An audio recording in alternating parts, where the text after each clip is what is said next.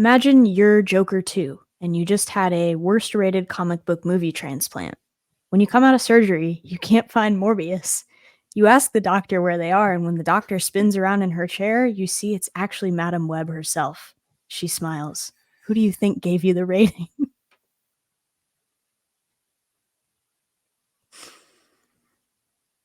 Roll the tape.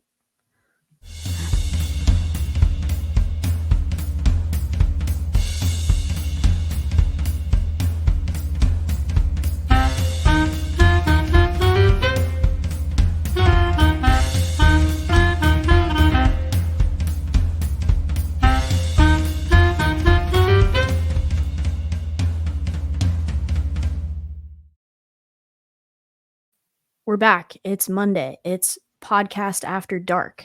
The vibes are high here in the studio. And we think it's going to be a banger episode. So join us on this journey. As always, welcome to the 1 Hour 1 Brain Cell podcast. I am joined today by a fellow member of my coven, divination witch Richie Flores. And I am joined by my co-host Jordan, whose Pop-Tarts mascot costume for Halloween is in the mail. Yeah, it's shipping. It's coming from a dubious eBay advertisement that's possibly from a foreign country that stole my bank account information, but I'm going to have the best costume on the block.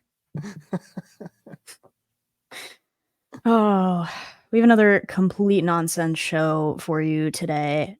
We actually had a theme last week that we were able to stick to, and I think that kept us from going totally off the rails, but this time we've got nothing of the sort. We just have a bunch of bullet points in the doc. So, where do we want to start? First off, thank you to the people who watched the JB episode.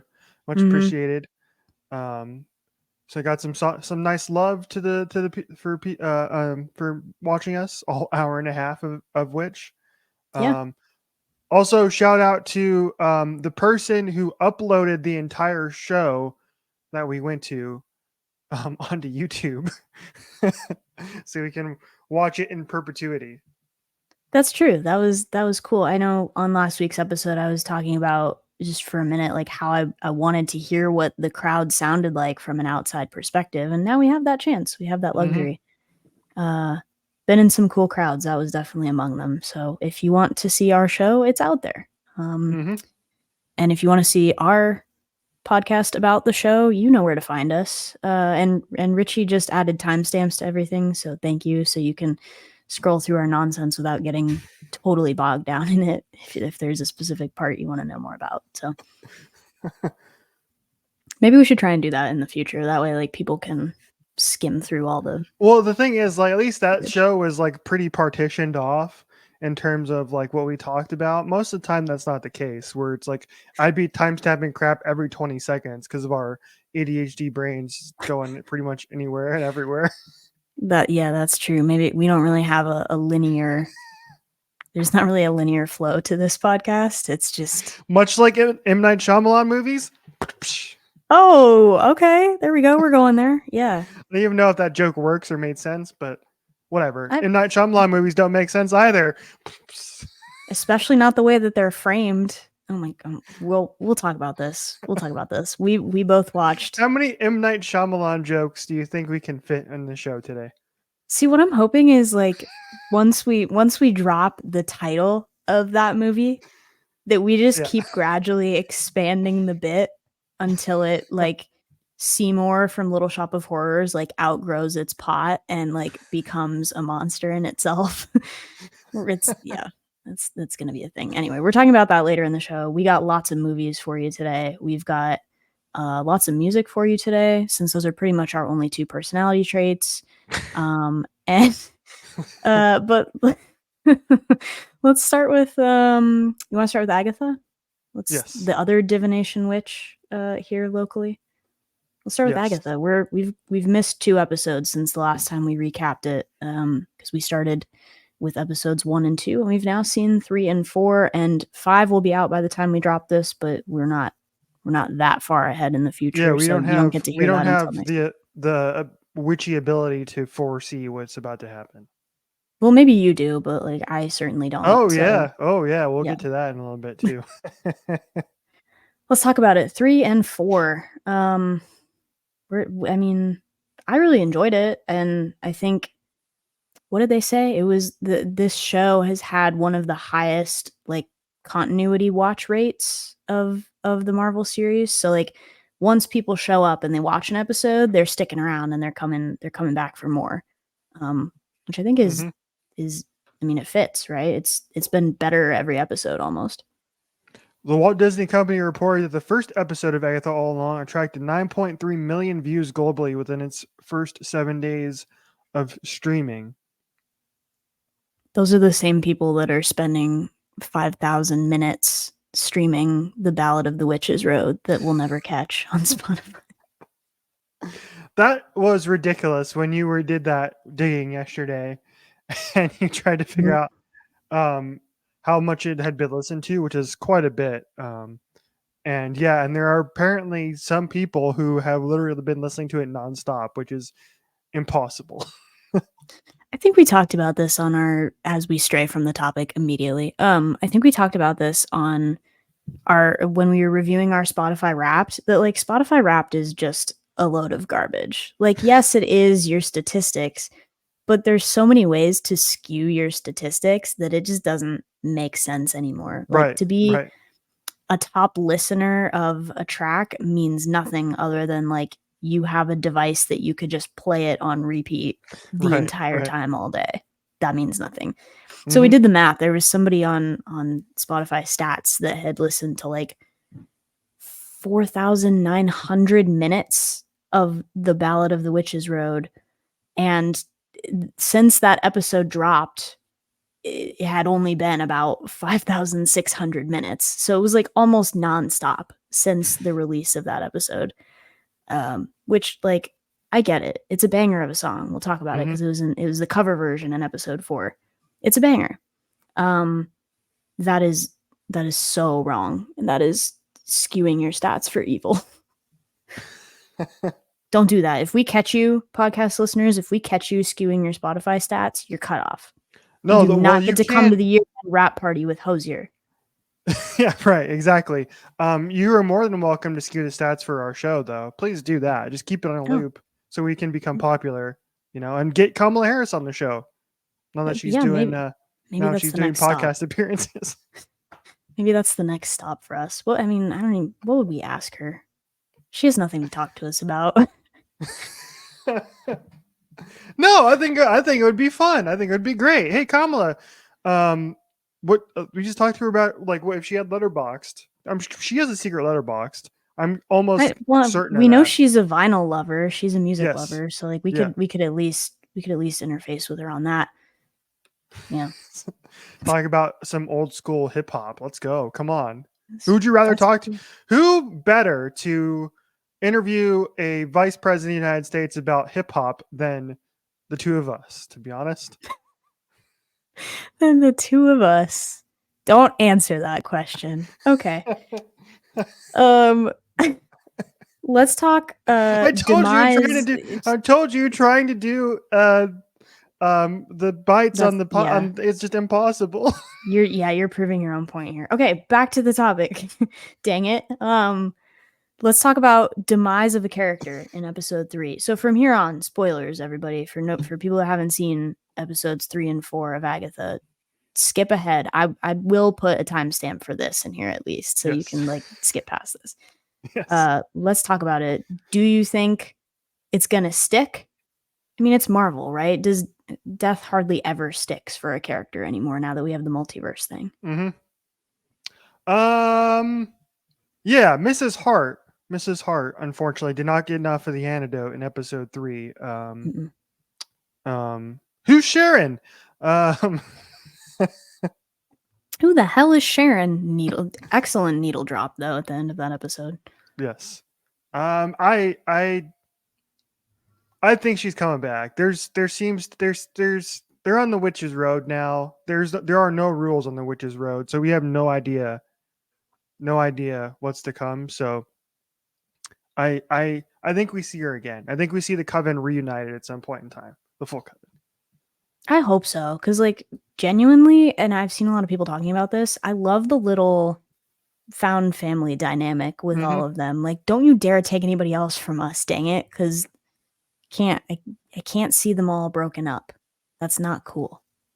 And it wouldn't be any kind of character growth for Agatha's character, because we know that the first time she went down it, she only came back with like one person, maybe, and maybe just herself. We don't know yet. We Right. don't know the answer to that. But like, she's a changed person. She's different now.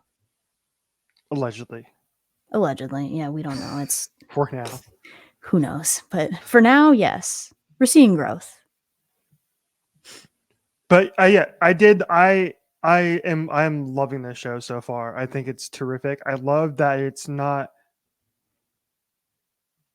trying to like be a part of the bigger MCU world, which has become almost too chaotic at this point to keep track of. I love that it's just like in its own little corner of the MCU and it's sticking to that, and that's all this show needs to be. And it's terrifically casted, really well written, and Jack Shaver does a terrific job from her days in WandaVision, now this show, and and I'm excited to learn more about all these characters too, because like right now we're getting like kind of like episode by episode, each character is getting their trial that they are get tested on, right? And so we've gotten Mm-hmm. 2 of those so far, and this past one was really cool because we got the full musical being back the devil basically, which was really cool with flames and fire all around. Let's go. Come on. It It's like a was. metal That was show. that was such a good sequence. I loved it. Special shout out to whoever decided that every time they would pan to Patti LuPone, she had a different instrument. Because that was crazy. It was crazy work. It was excellent. Mm-hmm. Yeah. I think the thing that I like the most about it is that it's sort of in this format, it feels like it's kind of going back to its roots with WandaVision, where like every episode was its own complete arc. Like you said, we're seeing like each character's path and each character's trial, like in each episode, rather than being, hey, we initially shot this as like a 3-hour movie cut, and now we're just going to chop it up into a bunch of little Mm-hmm. bits and put it on streaming in an episode format. This feels much more complete and much more like a proper story arc, which is what we deserve, dang it. Yes, So it's an actual excellent TV work. show. It's an actual Mm-hmm. TV show. I was watching um one of the Ringerverse podcasts recently, and they were talking about just that, how a lot of these Marvel entities now, like they're not TV shows, they're mini series, and a lot of times that just doesn't work really well. Instead of trying to do like a normal 10 plus episode TV show that continues to ongo and continuing to tell stories. So I wonder if that's kind of what we might get a little bit of with Agatha a little bit, and they continue to just show us these characters. Like I feel like the Agatha, the character, Rio, the Coven, like I feel like you could just continue to be fun and just continue to tell stories with that group for a while. If Vampire Diaries can last 150 episodes, for goodness sakes, right? Grey's Anatomy can last 3 Oh, million episodes too and seem like long. Yeah, never end, right? About a too long. hospital. You can make a show about witches last a while. So hopefully it's not this our little section of Agatha and the Witches Coven isn't ending quite yet. I want to see more of it. We're hoping it's not the end of the road. Correct. Yes. You set me up nicely for that. Mm-hmm. Speaking of, based on our coven abilities, let's talk about our resident divination witch here on the podcast. Richie's been doing a lot of manifesting lately. Would you like to talk about your successes and maybe buy a lottery ticket? Yes. So I should have done, do you remember I think it was the SNL sketch for Wayne and Garth. Do you remember that? And they used to do this thing where they do like anytime they were like flashback or whatever, and they would go right. They do that thing. Yes. Yeah, I'm with you. I Got it. yeah. I wish we could have done that and done the effect. There's not. We don't have that much production value in the show, so I Not can't that do smart. that. But if you Yeah. remember correctly, several shows ago we were talking about what we expected to happen on the JB tour, and we were talking about the fact that Julian hadn't announced any openers yet, etc., etc. And so I decided to come up with my own ideas for Julian in terms of what she should do, and turns out I 100% nailed this. So this is, I don't even know, several episodes ago. I do. I think we're time out. I had really long hair and I had not shaved in like a month in this clip. I do. I think we're getting. I'm so glad I cut my hair. I hate my long hair that way. Okay. I do. I think we're getting something. We're getting some sort of surprise for sure. Because there's been rumors for the longest time that her and Torres, who are out of Nashville, have been working on something together. People believe it to be some sort of a country album that they've been working on for a while and have recorded, and they just haven't released yet. And so I wonder if that has something to do with it. Side note, she hasn't JB has not put out who the opener is going to be.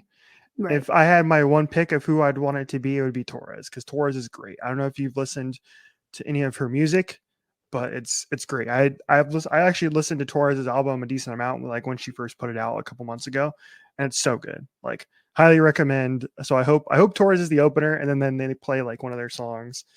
But nailed that, didn't I? That is so well done. I'm impressed that one, you went back and found it that quickly, but two, you were spot dang on. And by the way, in the middle of that clip playing, I just got an email that said that tonight's show is back on. It's still on. So good job. JB's cooking on tour right now. You manifested Torres accidentally, like one city too early. Yeah. You also manifested new music. That we were going to be getting new JB music on tour. I mean, where did you acquire this ability? When did you acquire it? How does one? Do I have to like swing a crystal around in the moonlight or something? Like forbidden knowledge. How did you get it? It's simple. It's simple. Like you know how I don't usually do this, but anyway, anytime like you send me a text and you don't hear from me for a while, Witch's Road. I went down the Witch's Road and I acquired the ability on this one occasion to have the ability to foretell things that were about to happen in terms of Julian Baker's. You really foretold like our whole experience. So I'm impressed more than anything. But we got Torres. We got Torres in New York. Mm-hmm. Yes, New York. We got the Ophelias in New York as well. Mm-hmm. Last night, based on when we're recording this last night, that played one of their collaborations with Julian. I mean, really, really solid work. We're following that tour closely, if you can't tell. So. Yes. Just take your time with JB4, Julian. Take your time. Don't need to no JB4 tonight, Queen. Not quite yet. No, we're not on that level. Not tonight, Queen, but not tonight. But would you care to take a stab, by the way, the email I just got? So all the tickets from last night's show are going to be honored for one that she just added tomorrow night. And it says a surprise interlude hosted by a special guest. Want to take a stab at it? So okay, it's billed October 8th, Brooklyn Steel, great venue, by the way. Boy Genius played Brooklyn Steel. Surprise interlude from a special guest and Katie Malco, who we love. But who's the special guest? Ping surprise interlude by a special guest? Right. And it doesn't and it doesn't tell you who it is, right? In the thing. So no, that's literally what it says. Yeah, you're asking me to manifest who this is. Yeah, well, we're just gonna put a prediction out there, and then when or if it's right, we'll post this. Okay, well, I think okay, first of all, I don't think it's who you think it is. It's not Lucy or Phoebe, okay? It's not that. No, it's not. No. So it's gonna be a different New York based artist, likely. Of which I don't really know many off the top of my head. So I don't know. I don't know who. Personally, I think it's Charlie XCX, and she's announcing her feature on the Brat Remixes album. That'd be Can you incredible. imagine? What song would that be? What even? Von I don't know. Dutch. I don't know. Hey, you'd be proud of me because I did the other day. I was doing a workout on Apple Workout Fitness Plus, whatever, on the treadmill, and Apple Workout Fitness Plus, whatever. Perfect. No notes. yeah, well, I don't know what the hell it's called. That's what it is. And they had like a full 20-minute run workout to all Charlie XCX music. It was great. I can't complain. That sounds brilliant to me. It's like back when I used to make all those treadmill strut, the hot girl walk playlists, Mm-hmm. and I would send them to you, and then you would have to copy them down because you refused to pay for Spotify. So I would have to send you the track list, and then you would put in the legwork and copy it down to Apple Music to have it. Yes. And it was really just a lot of Muna. So great work. Anyway, speaking of Muna, here to sing songs for our ears, All Things Go Festival. Let's briefly recap. There was a lot happening, and mostly the weather, because we saw some people coming back with some muddy Doc Martens from All Things Go Festival. R.I.P. R.I.P. Yeah. R.I.P. That was rough. Yeah, All Things Go. Unfortunately, Chapel wasn't able to do both of those shows. She decided to take a break for a couple days, and good for her. And then she was right back out there this week. She was performing at Austin City Limits to like I feel like a million gazillion people there. It looked like a million gazillion people. Like, did you see they posted like an overhead today, and it was like it was like 40 billion people screaming Red Wine Supernova, and you're like, what arc are we in right now, and why is it the best timeline?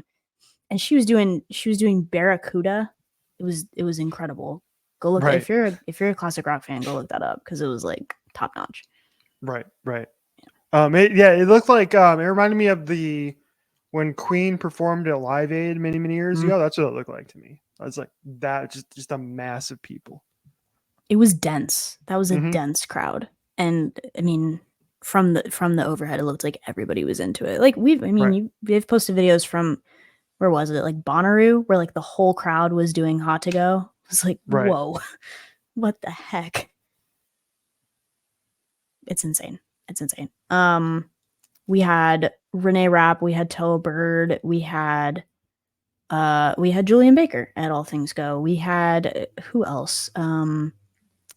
Indigo D'Souza, I think, was there. We had Ethel Kane. Ethel Kane was at one, maybe not both. Yeah, Ethel was there. Hosier was there. The Japanese House, I think, was at one, maybe not both. Muna was at both. I mean, just what a lineup, right? I think we're still kind of sad that we missed out on tickets, but like maybe next year. Manifesting. Maybe next year. Lesbopalooza 2025. Be careful with the manifesting, because so far you've been right. You got us to JB Tour. You got us on the barricade at JB Tour. You got the set list at JB Tour. You got happy to be here at JB Tour. You called Torres on JB Tour. You called new music on JB. Like, just be careful. Careful now. Don't just go throwing that word out there. I know. I don't know why I say this about concerts and stuff, and it happens, but it never happens when I want to manifest myself winning a lottery and winning $1 million. Well, I mean, you can't win if you don't play. That's not sponsored by the Arizona Lottery. So true. Oh man, that lives deep in my brain, along with the Shane Co. Spiel. I will say this about All Things Go. I am glad that we weren't stuck in the rain at the show all day. So we were stuck in the rain waiting for the show all day, which is one thing, but like being stuck in the rain for the show all day is a completely different thing.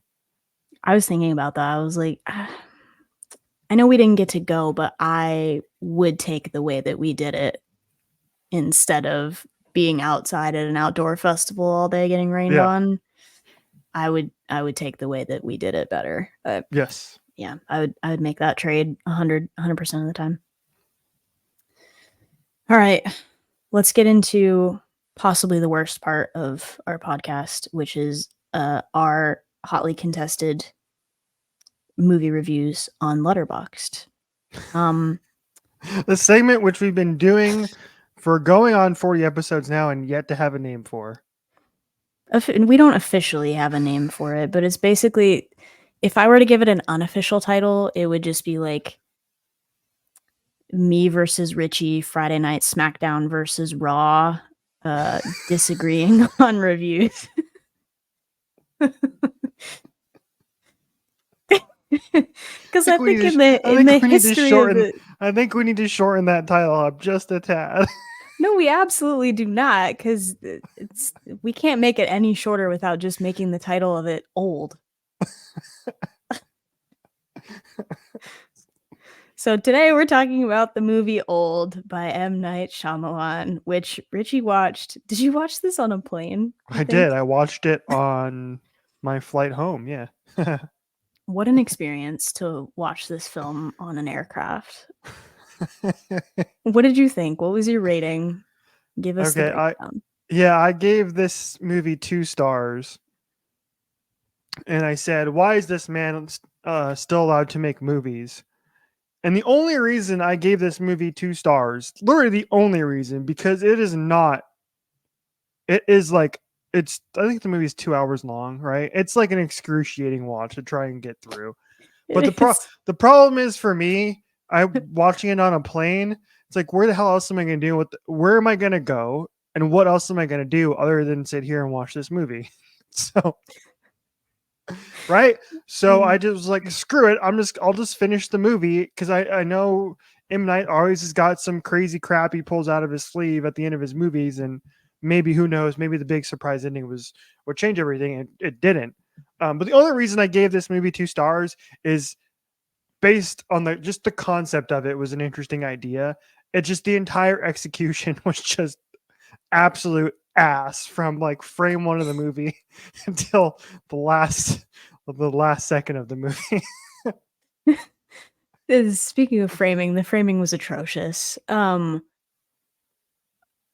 will say the ending almost bumped it up for me by like a half star from what I was gonna give it, because I feel like there's another, not that I want to give him any more ideas, but I feel like potentially there's another universe to explore there beyond just The Beach That Makes You Old by M. Night Shyamalan.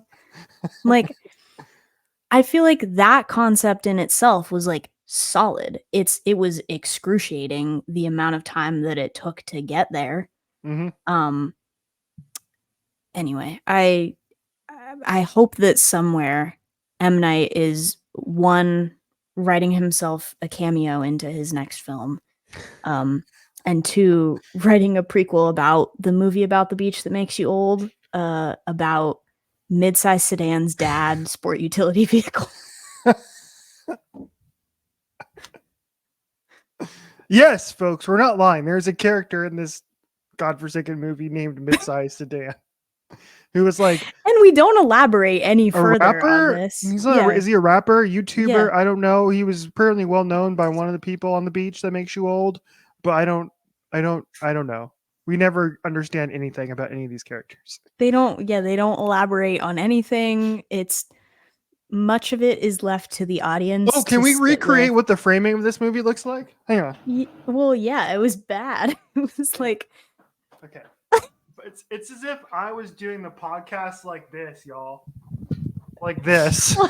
Well, and then like sometimes it's like there's no head. It either is that or there's zero headroom where it's like we're here, you know. Like the bit at the end where they're swimming in the ocean and they've framed her, and she's like here, like bobbing up and down. It's insane. The pans to some stuff. It's insane. If you approach this movie with the thought and the hope that you're watching a comedy film, you still will not have a good time. No, but it gets better. It gets better. It gets at least a half star better if you consider it a comedy instead of a horror movie. I don't know why it's in the horror category. There was like only one scary shot the whole time, and it was when that lady was crawling around in the cave. And I was like, Yeah, okay, yeah, this is mildly there's scary. that, and then there's the surgery scene, which was like pretty freaky too. But Yeah, but that's like gore, not like yeah, horror. Well, I yes, guess like that's all that Saw is, so never mind. true. Okay, So anyway, this has we're not been recommending recommending people watch the movie about the beach that makes you old by M. Night Shyamalan on this podcast. Don't do it. no. Don't waste your time. Yep, this has been the review of the movie about the beach that makes you old by M. Night Shyamalan on the podcast segment containing the review of the movie about the beach that makes you old by M. Night Shyamalan, and the longest bit ever in the podcast segment containing the review of the movie about the beach that makes you old by M. Night Shyamalan. I told Unreal. you we were going to let it go too far. We're so stupid. This is podcast after dark. This is just what Every time we do the show on Mondays, this is what happens. I think, well, like you said, I think it's because we've like done other stuff during the day, and Yeah. we're already awake and like buzzing. On like a Sunday, I'm not doing anything except watching my fantasy team lose. So, Yes. what is there to talk about? Right. Right. All right. Let's interlude this with.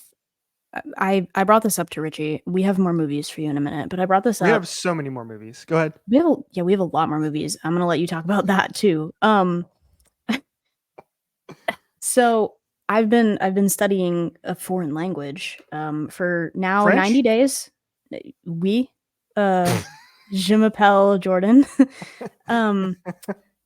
Anyway, I've been studying for now 90 days. I just hit my Anki streak of 90 days. So for all of you flashcard nerds out there, that's I don't know, that's kind of cool. It was like I've hit like 20,000 words or something.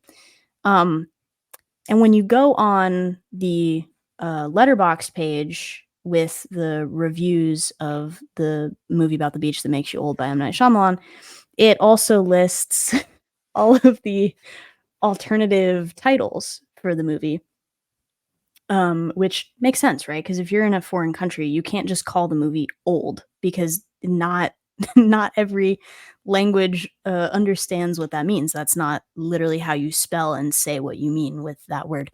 So in Portuguese-speaking countries, the movie is called velho, which means old, very literally. And my TikTok algorithm must have got a hold of this because it showed me a video by a comedian. I had to look it up, and I looked it up immediately before the podcast episode started. Richie was like, "We gotta go," and I'm like, "I can't find his name." This is an Italian comedian. His name is Francesco De Carlo, and this came up on my TikTok. I guess it's on Instagram too because I found his Instagram page. But I didn't realize that when you try to translate a movie title into one in a different language, it doesn't always convey the same context. The example that he used was Jaws. He used a couple others, but he led with Jaws, which, if you don't know, where have you been and why do you feel safe swimming in the ocean? Jaws conveys a very particular sense of dread about a shark, at least about a set of teeth. It's very ominous. It's kind of foreboding. In Italy, it seems to be Italy for the most part that does this. Let me go to France first. The French version translates to the teeth of the ocean, which is cool, right? Like it also conveys kind of a sense of dread. It's like kind of two thumbs up. In Italian, the literal translation is the shark. Well done. Thank you. Wrap it up. We can go home. Minimum effort. There are some other good ones. I would like to read them out, and I'll have you guess what you think it might be called in the Italian translation. I guess it's not fair if you haven't seen the movie. Have you seen Eternal Sunshine of the Spotless Mind? Yes, great movie. Sad movie, Okay. but good. Yeah. Yeah. What do you think the Italian translation of this movie title is? It's out there. Oh man, I don't even know where to start. So just yeah. Right. It's called If You Leave Me, I Delete You. Oh, Insane. Absolutely insane. Um, I guess minor spoilers. Okay, what else? Here we go. This is a classic. Ferris Bueller's Day Off. oh, that one's called High School Vacation. Yeah, High School Vacation. Very close. It's called A Crazy Day of Vacation. I Um, almost. very, very close. Nicely done. What else do we have? Ooh, Home Alone. You would think this one would be that you think this one would be very That's literal. self-explanatory. Yeah, Right. yeah, It's not. No, they took it a different direction. yeah. Lonely Kid. Mama, I missed the plane. Oh, I actually like that name. I like that He's name. like that's like Honey, I Shrunk the Kids, but like he's 6. He didn't miss the plane. You forgot him. Yes. He can't get on a plane. He doesn't have an identification. He doesn't have identification. He doesn't have a driver's license or a real ID. Okay, what else do we got? Here we go. This is inspired by a recent watch. We'll call this the last one. Friday the 13th, part 2. And for reference, Friday the 13th, part 1 was literally translated to Friday the 13th. Um, What did they decide to call the sequel? uh, Murder Fest. You did get one of the words. It's called The Murderer Sits Next to You. A mystery. A complete mystery. Thank you, Italy, for making no sense whatsoever. Unreal. Yeah. That has been your game show bit on the episode of the podcast about the movie about the beach that makes you old by M. Night Shyamalan. Okay, let's go back. Richie watched the original Friday the 13th.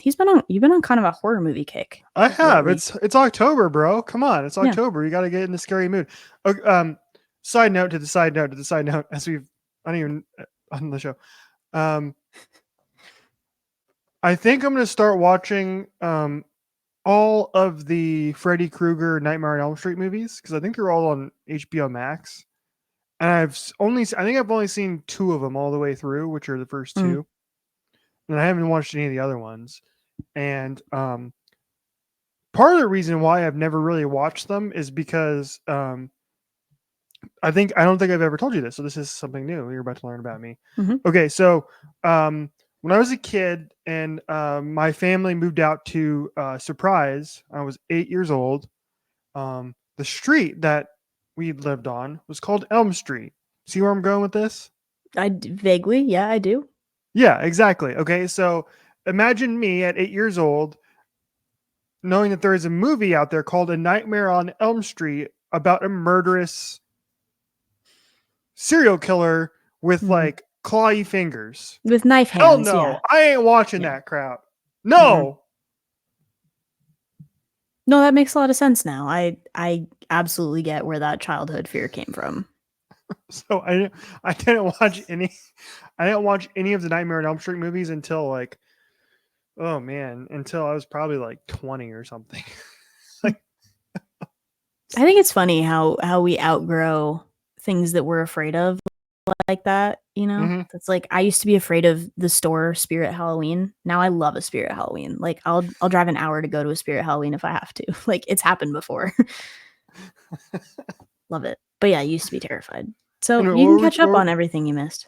Yeah, what were we talking about? I forgot what we were talking about. Friday the 13th part 1 on Letterboxd and or all of your horror Oh yeah, movies. I'm on my horror movie kick. Okay, yeah, I'm on my horror movie kick. So in October, so I'm gonna go and watch a bunch of horror movies this month.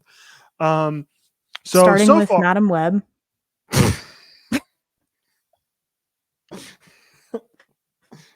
Bringing that joke back. Bring it back. Yeah, we'll get to that in a little bit if we have time. The callback to the callback. Yeah. Okay, so I started watching. I was like, okay, it's October. I gotta get in the scary movie theme. What can I watch? And I decided that the first movie I would watch would be a movie near and dear to our hearts here on the show. called the first MF.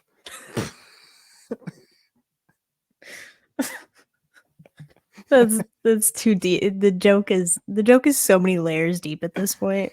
I don't know how to explain it.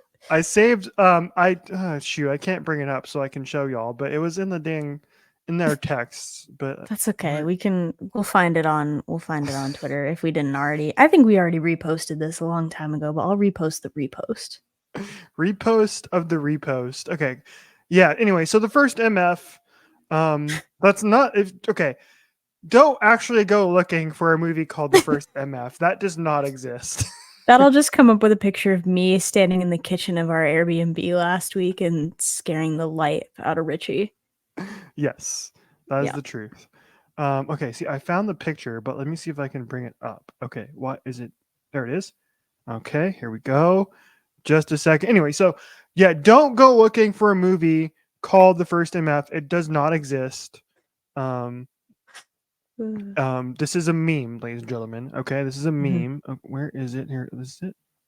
Here it is. Okay. Yes, I Parental found. Okay, guidance required. Children under 13. This is a meme. this. Yeah, there it is.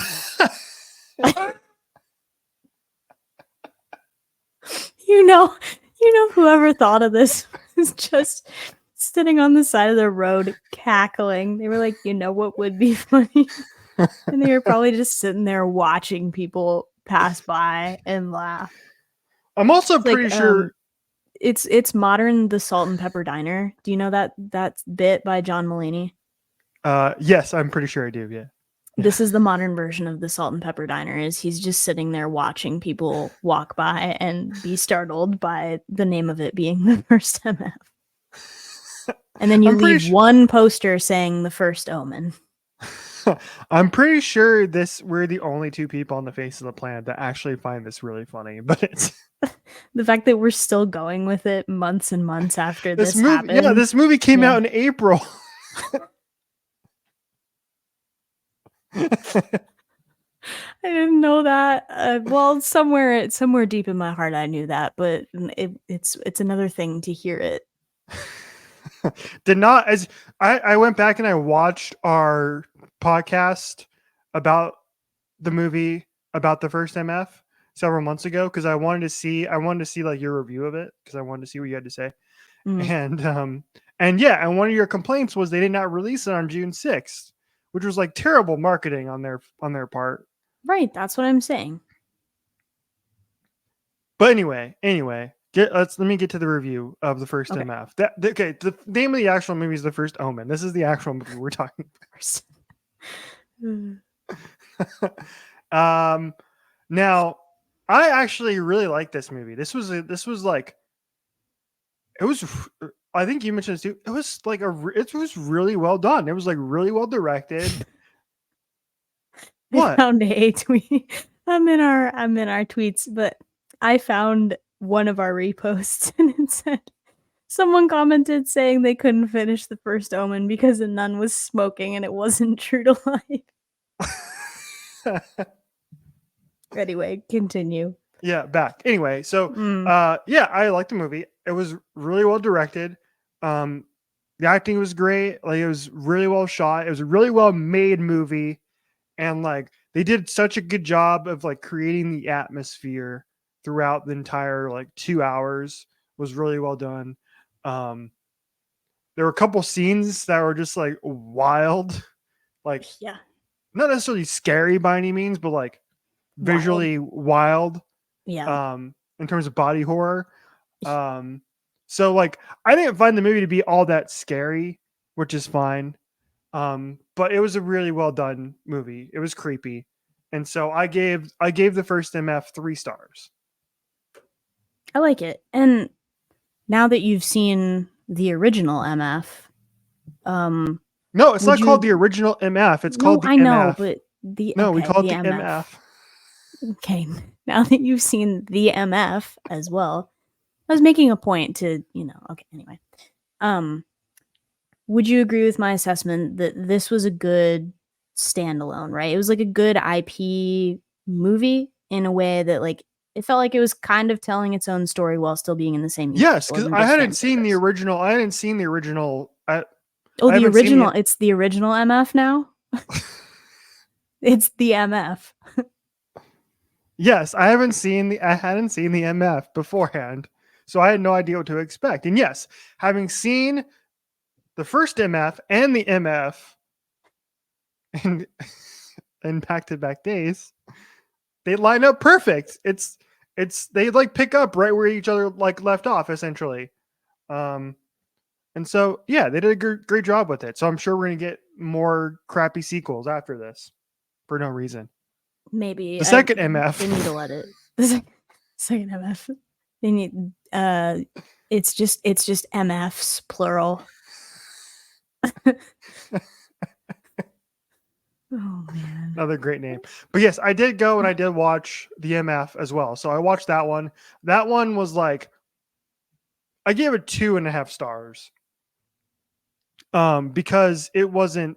I don't understand why people love the movie. I don't understand why people love the MF so much, the 1976 version, Mm. because it just there's nothing about it that was like scary. There are like two scenes in the movie which are cool, and that's about it. And This is the feeling I have about a lot of those early horror films. Like, lump in the category, right? You have like the MF, you have The Exorcist, like stuff that came out around that time period that like today we don't really consider scary because we have so much CGI and effects and things like that. And I think we've talked about this on a prior episode too. I think that the scariest part of it back then was that like people had never seen a story like that and they had probably never seen effects like that. And so in a time period where they weren't regularly telling stories about ghosts and demons and the devil and all that kind of stuff, that was probably the thing that was scariest. Is it's like this is all a brand new experience. This is all brand new information. So it doesn't right, necessarily hold up, but like if you look through it of the lens of the time that it came out and what was out there as far as like a density of quote unquote horror movies, the landscape was so different back then. But I agree with you. Not super scary. yeah, it wasn't scary, and it was I didn't realize it was directed by Richard Donner, who directed Superman, the first Superman movie in the late No, '70s as well. I know that. Um, and yeah, just like there just wasn't like it was just the movie that happened, and then I forgot about it right after. Other than Gregory Peck was in this movie, who Mm-hmm. was like one of the best well-known actors of the 20th century, playing the main guy. Um, the best part of the movie is the end of the movie when shit hits the fan and um and Damien ends up with the president of the United States, which was great. I was like, get Crazy. yes, put the demon child with the president of the United States. Let's go. No one ever saw. I would have never seen that coming. That was a completely left field plot insert. Hmm. It was like, I haven't. why are we in Arlington National Cemetery? Oh yeah, he's the president's brother. Right. What do you mean he's the president? What do you mean the president of the United States has the demon baby? What the Time heck? out. Wait, he was they were brothers? I think yeah, they The were the ambassador, Gregory Peck's character, and the president? Because I didn't get that. I thought it was just like yeah, they were college yeah. buddies. No, it's no. Hold on, let me Google it and make Are you sure that I'm right. sure? Are you sure? I No, think no, you're no, no. wrong. Okay. No, I am wrong. Yep, I'm wrong. It's Okay, wait. good. No, wait. Hold on. Okay, this is Google AI for you. Okay, so Google, when you say the AI overview says yes, Robert Thorne's brother is the president of the United States. Uh, but then when you go to the Omen Wiki, oh sorry, the MF Wiki, which is a thing, it says Robert Thorne mentions that his old college roommate is president of the United States Yes, during the that's what I time thought. frame of the Yeah. film. When Robert and his wife Catherine die and are given a funeral in the US president attends the funeral with his wife and the Thorne's son, Damien. So I don't know, AI is probably wrong. Yeah. as usual. That's what I But recall in happening in the movie is that he mentions that they're old college buddies. So we'll okay, go with yeah, no, that. you're right. You're right. Anyway, we're running out of time, so we have more movies to get to. We have so many We more do. movies to get to. We do. We have a lot more Um, movies to do. Speed uh, run. yeah, I watched 7 movies this week, y'all. That's 7. I watched like a movie a night. Okay, so I watched The Godfather and Godfather Part 2. Overrated, just not good, not entertaining, boring, borderline boring. Only reason I gave it 3 stars, I gave both 3 stars, is because they were really well acted. Al Pacino's great in both movies. Robert De Niro's great in the second movie. Other than that, like it's just I don't understand. Okay, my hot take on the Godfather movies is that the only reason people I put this in my review. The only reason people like those movies and say they're great is because everybody else told them that they were great. And so, just because everybody else says they're great doesn't mean we have to like them too. And I'm not the only one who says this too. I was talking to Corey and Scotty about this too, and they both agree with me. They were like, "Yeah, you're 100% right. You're right. Well, okay, now I can't post this episode because all the film bros are gonna attack us. Come at me, bro. They're not entertaining movies. I'm sorry, they're not." I agree with you, and it got an entire plot point in Barbie. So it was like, "Hey, have you ever seen The Godfather?" It's like, Yes. let me just sit down and explain it to you. Yeah. Anyway. Conversation, another Francis Ford Coppola movie, an actually good Francis Ford Coppola movie. Now this movie was like perfect 1970s kind of surveillance kind of a thriller type. Great movie, really good, really well done. Gene Hackman's Are great in it. you pre-gaming Megalopolis? That's part of the reason why I started watching Francis Ford Coppola, because I watched some podcasts and listened to some podcasts about his film history, and so that's why I want to dive into some of his old movies because I haven't seen many of them. So that's yes. Am I going to watch Megalopolis? Absolutely not. I'm not. But hey, I'm not going to watch Joker 2 either. Okay, so yeah, so there we go. So yeah, Godfather, Conversation, the MF, the first MF. Watch The Conjuring. Watch The Conjuring for the first time. Okay, so here's what I first of all, I did not know that Annabelle was part of this thing, the damn doll. And I will tell you, I was never happier when the damn doll did not break out of that freaking case, dude. I swear to God, if that, first of all, I thought they were setting up that the doll was going to break out and be like the main like villain of the movie.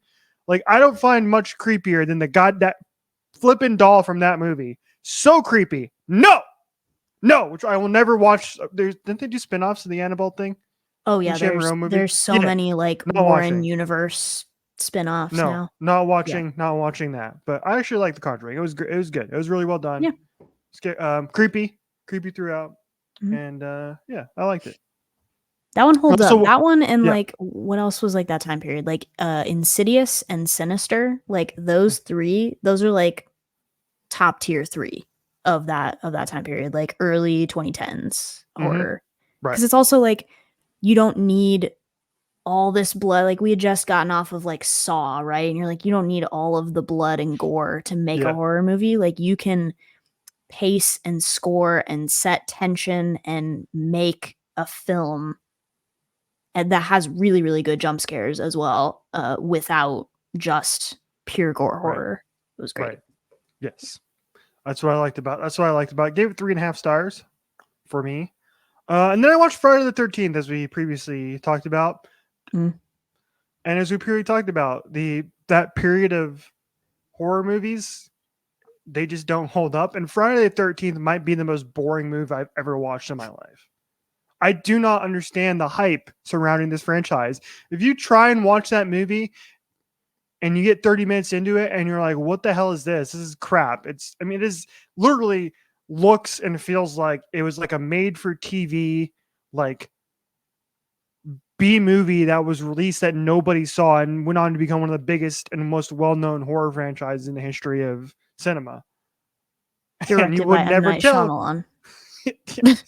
You would never tell based on this first movie, which was I didn't even finish. It was so bad. Kevin Bacon's in the movie though, and he got murdered like 5 minutes as soon as he showed up. That's Kevin Bacon. Nope, he's dead. Pretty much everybody in that series gets murdered. Like that series was very irreverent toward the final girl trope. You know how like Yeah. there's a survivor in like arc in most of the other films from that era. This one, I want to say it's like the second one, they straight up kill that girl off. They're like, no more final girls, no Yes. survivors. Like, it's break the mold. And Jason Voorhees isn't even in the damn movie. Yeah. Isn't it like it's like his mother or something? I Again, don't know. I I didn't didn't get that finish far. the movie, so I have no idea. But Yeah, I I just don't know he's not in it. yeah, I don't know. It's crazy.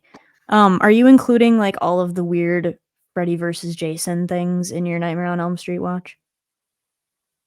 No, that doesn't Okay. count. No, Just pure we only movies. watch Okay. the main ones, and then Wes Craven's New Nightmare as well. And Okay. I'll that, and then um the remake version, which I actually liked. I've actually seen that one too. The remake version with Jackie Mhm. Earle Haley of Watchmen fame was actually pretty good. I actually liked that movie. I thought it was like pretty much a shot for shot remake of the original, but like I liked it. It was fine. And they Sometimes that never, works. yeah. Yeah. All right, let's talk about the worst movie this week. As awarded, maybe not the worst movie in history because that would have to go to the movie about the beach that makes you old by M. Night Shyamalan. Um, Joker 2, as possibly we manifested or predicted or wished evil upon, not you, Lady Gaga, you're great. We hope good things for you.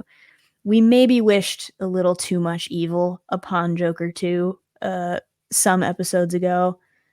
It was just awarded the worst cinema score in comic book movie history. Um, I don't know how they determine cinema score, but I do know it's from like early panels of viewers, right? So it's people that like legitimately could not wait to go see this film and Hmm. couldn't wait until opening weekend, and they were the very early reports and reviews and opinions. And it's coming out now that somewhat infamously they didn't do any what do you call it? Not a panel, but like a test screening. Yeah. They didn't do any of those. They didn't show anybody anything about the film prior to releasing it. And they pulled all of these people that were very excited to fill theaters for Joker 2, and they gave it a D. A D for dead.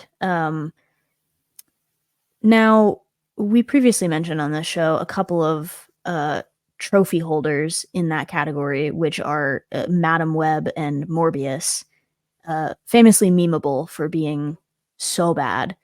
Morbius continues to make me laugh to this day because there was a period of time where we all conned Sony into being like, we're sorry we didn't show out enough. Please put it back in theaters. We'll all show up. Like, such a good movie. And then nobody showed up a second time. And it was A plus level trolling. It was so good. But I went down and looked up a couple other notable additions to the comic book movie cinema score list. Hmm. Um, so Madam Web, our favorite, was given a C plus, which is bad, you know. Uh, Morbius was given a C plus. Justice League was given a C plus. I'm assuming they mean just the first one, not the Snyder cut. Right. Movies that were given a B, very surprising. Catwoman, the standalone Catwoman movie, was given a B. Right. And the one that shocked me so deeply, Green Lantern with Ryan Reynolds. B. B. Where do they come up with these scores, bro? Like those movies are trash. Right.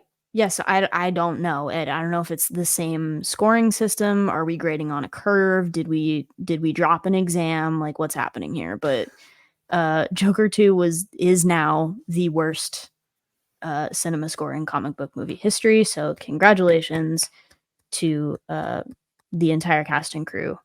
Not Lady Gaga. We love you, Lady Gaga. Yeah, I both of us were never intending to watch this movie at No. all. So the fact that it tanked is just glorious. I intentionally went and spoiled myself on this movie multiple times. I went and watched like spoiler podcasts about it, and they were just Okay. all trashing it.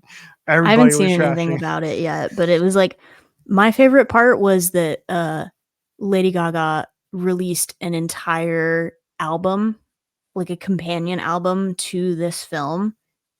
Because if you go and stream the songs from the Joker 2 soundtrack, she was like, I had to unlearn how to sing like a professional singer to do this role.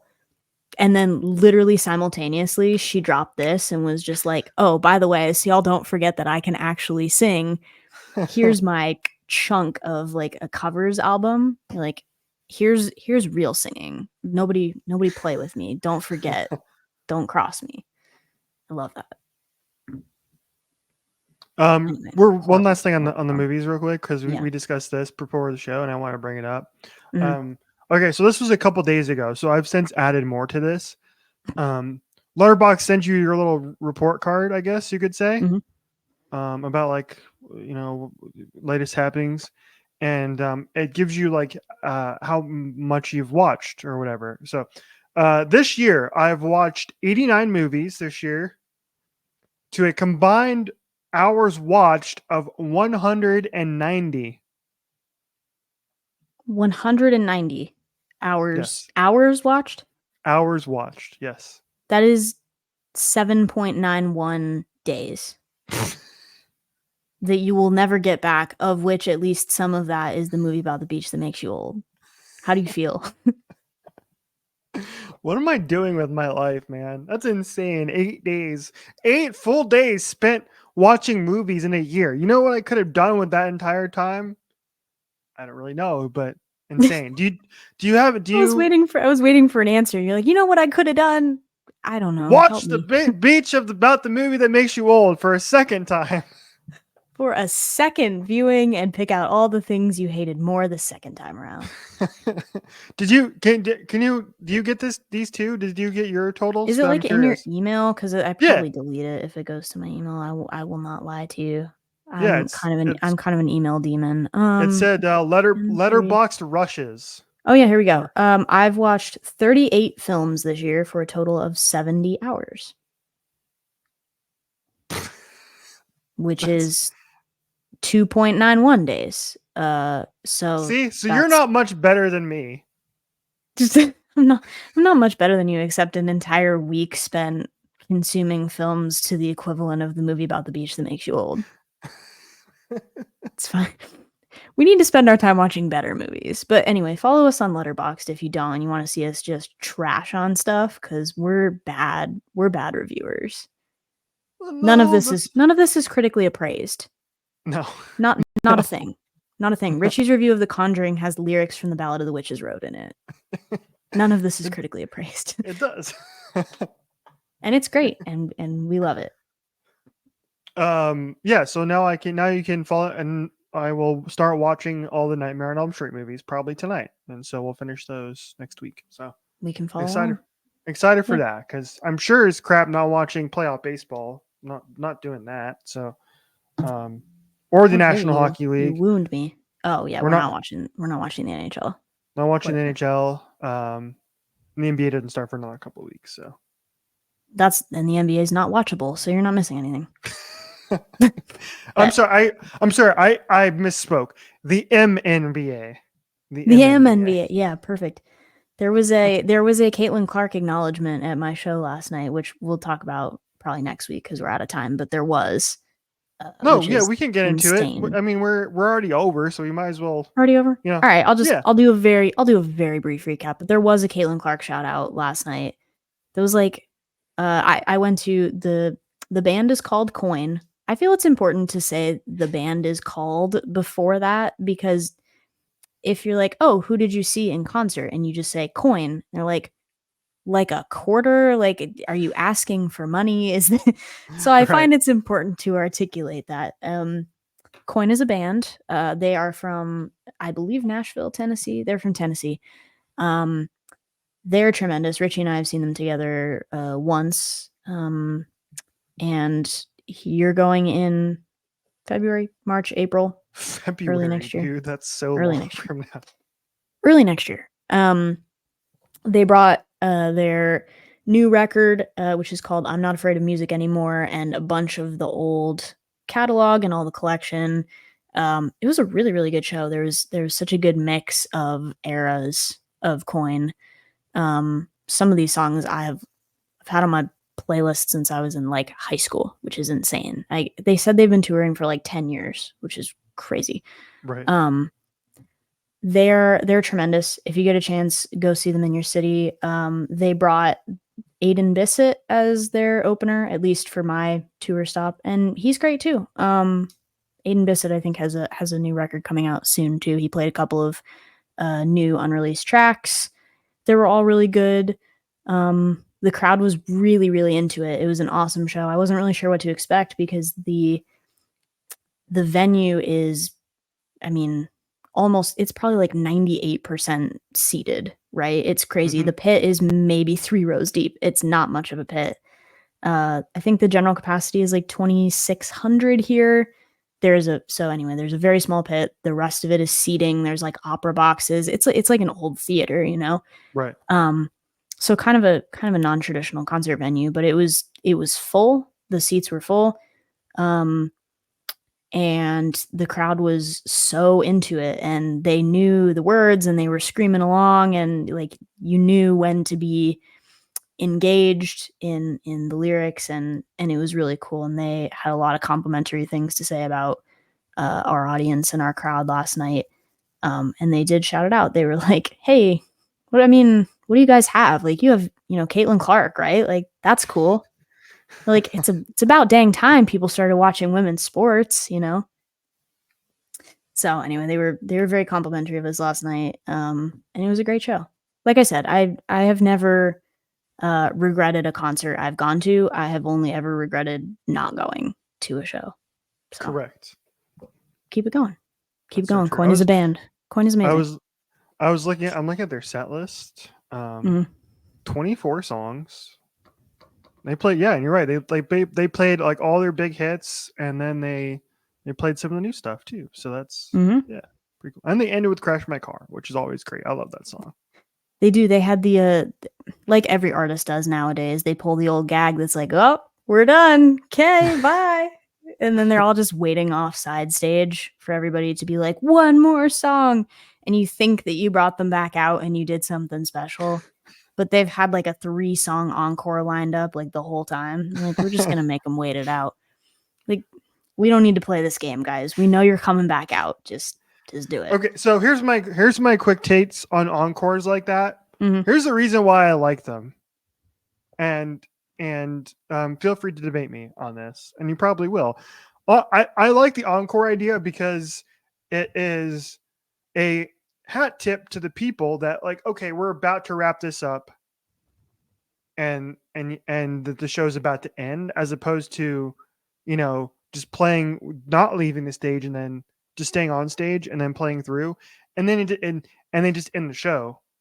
Hmm. And I feel like it encore is like, okay, we're gonna take a little break, second, breathe for a second. Show's about to end, and then you get hyped to the last, couple songs, which is usually the big show end. So I do not mind artists who do that.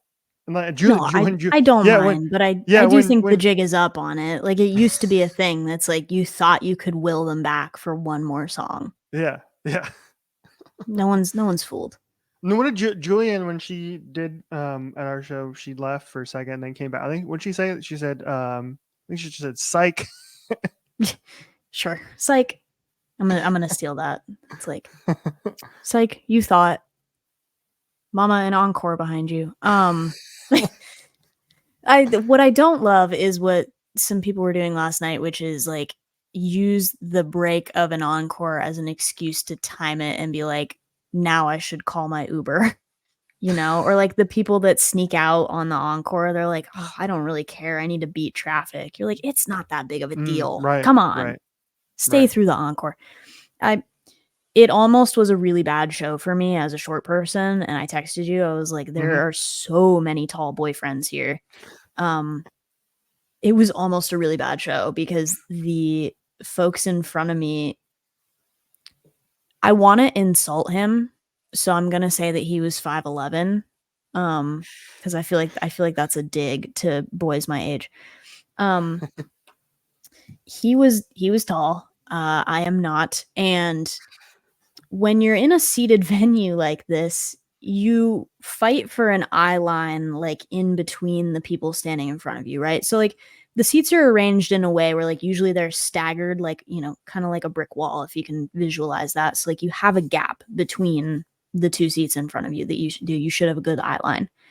Um, the problem becomes when the 5'11" man in front of you decides that he really likes the sound of his own voice and talking to his girlfriend or his date or the person that he brought with him, and leans over to talk to her maybe every 10 seconds for like the entirety of the opener set. And he's leaning his whole body over and turning and then smushing that eye line. Was like, if I have to deal with this for an entire show, I'm gonna have to move, or like I'm gonna have to tap this guy on the shoulder and be like, please stop talking. Please. But they left after the opener and must have like gone to the bar or something and then found a friend and sat with them, because I saw them leaving after the show, but they came from somewhere completely different, so they weren't Right. standing in front of me the whole time. And that was great. That was awesome. But like, you don't need to talk to the person you came with through the whole opener set. That's Mhm. also that's also an artist. Like, show up early and appreciate what the opener is doing. I mean, you don't have to like their music, but like be respectful to their time. Yes. Thanks. Exactly. Anyway, it was Okay. almost bad, but then it was good. Yeah. Yeah. As a tall person, quick rebuttal. We were talking about this yesterday, and you were like, "Oh wait, there was a second. I'm pretty sure where you forgot that I was also a tall person. I No, think." I didn't forget this. How could I? How could I forget when I can't see around you? So true. Anyway, yeah. So we brought you. It was like, where is it, Dan? No, that's too far back. Why am I looking at text from 3 months ago? What the I found hell? it. Do you want me to Yeah, you get can it? I read it. have Go it. ahead if you have Okay. it up. Go ahead. Yeah. I have it up. I sent him and I said, there are too many tall boyfriends here. Y'all better sit TF down, MF down.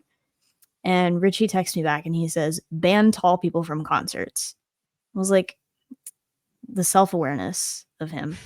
And then, so I texted back and I said, okay, ban tall people that aren't self aware of their height from concerts. If they feel bad, it's okay. And he sends back almost immediately, we call this the Richie rule. So if you're tall and you're accompanying a short person, you're accompanying unaccompanied minor to a concert, as long as you feel bad about being tall and being in the way, that's okay. But if you're not aware of how much space you're taking up, and you're taking up too much or more than you need to or more than you should, and like not being conscious of it, there are short people around you. Look around. There are short people around. You might not be able to see them. You might have to duck down a little bit. You might have to lower your eye line, but we're Right. there. We're there. We are the children of the kids that you smacked with your backpacks in the halls in high school when you had to turn around to talk to somebody real quick. That's happened to me personally. Ouch. Yeah. As I feel generally if I go to a show, I do, especially maybe not so much as like if I'm at a seated show, but especially at general admission shows, I do feel bad, which is usually like if I'm usually kind of hanging out in the back or to the side where there's not as many people, and so I can just kind of Back of the chill pit out. sometimes has solid energy in the back of the pit though. Like you get a little room to dance in the back of the pit. It's Hmm. not the worst thing in the Yes, world. right, exactly. Justice for the back of the pit. That's probably what I'm gonna do for coin, because I only have one ticket for myself. You aren't going to be able to make it out here, obviously, so Mm-mm. I'm rolling solo. So that's probably actually part of the reason why I wanted to get a GA ticket, is so I didn't have to sit by myself in a seat, which would have been weird. I can just show up whenever I want, hang out in the back, and be golden. It's not weird to go to things by yourself. No, it's Just not. No, go to things. no, it's not. But I get that little awkwardness sometimes. So Just go to I'm self things. yeah, I'm It's fine. self-conscious about going to things, except for the movie theater. I love going to the movie theater by myself. That's great. Going to the movie That's theater great. alone is almost better because then you Yeah. don't have to talk to anybody. So yeah. So true. Oh So god. true. All right. I'm gonna go see Joker Fully Ado tonight by myself. No, you're not. Psych. Got him. Yeah. He's All right, no, he's already seated for The Princess Diaries 3. The movie theater employees are trying to tell him to leave because they haven't even started shooting yet, but he's already seated. Princess Diaries 3 and Devil Wears Prada 2. Two. Two Devil, two Prada, as Van Lathan put it. It's great. That's insane. We're seated for 2 Devil, 2 Prada. Okay, that's enough. That's enough. No more yapping. No more. Podcast after Well, dark. there's more yapping to come, but like that'll be next week. We have to stop yapping on the podcast about reviewing the movie about the beach that makes you old by M. Night Shyamalan. All right. Thanks for following along with all of our nonsense. And like Richie said, thank you to everybody that has showed up and showed out on our Julian Baker episode and has been showing us some love there. We appreciate you. Please come back and hang out with us, especially you, Hosier, and our one Irish listener. You can follow us at OHOBC Pod for all of your podcasting needs on pretty much all of your social media. And I'm sure somewhere you'll be able to find Richie's Letterboxd account if you want to follow along with whatever he's doing with A Nightmare on Elm Street. We appreciate you. We will see you next week.